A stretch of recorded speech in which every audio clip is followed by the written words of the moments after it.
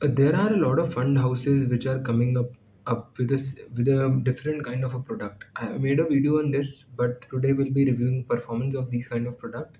What the fund houses do, what the PMS funds do, they will be taking initially 50 lakhs from you, and rather than investing those into direct stocks of creating a portfolio of say 25-30 stocks like a typical PMS works, what they will do, they will buy onto mutual fund schemes for you, and mutual fund schemes will be of various AMCs, and they will be taking active calls like whenever there is a new NFO or there is some sector rotation, then or there is some kind of a new theme which has come up. So they will be taking active calls in your mutual fund schemes, and then they will be actively churning the portfolio to create alpha for their clients.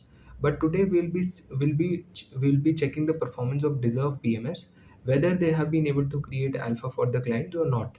So there are a couple of things involved, especially if we talk about these kind of products.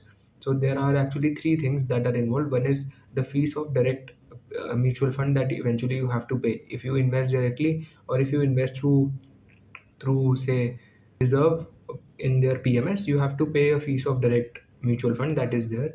Then the second thing is you have to pay performance fees which Deserve charges.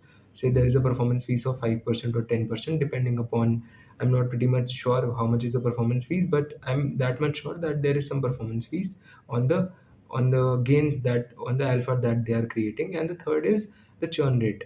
So if they are churning the portfolio, then investor also have to pay some taxes, whereas if you get invested directly in your mutual funds or through a distributor, until and unless you are not redeeming, you don't have to pay taxes. So right now you will be able to see on your screen there are 7 schemes and the data is publicly available.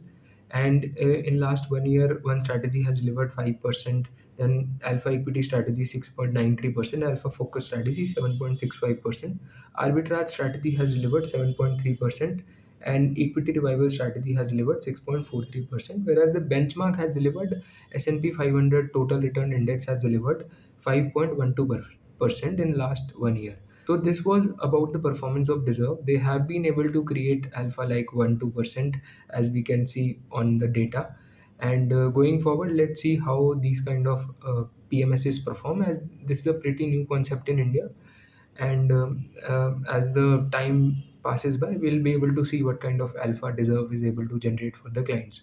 So this was all about the review of Deserve PMS. Thanks for watching our video.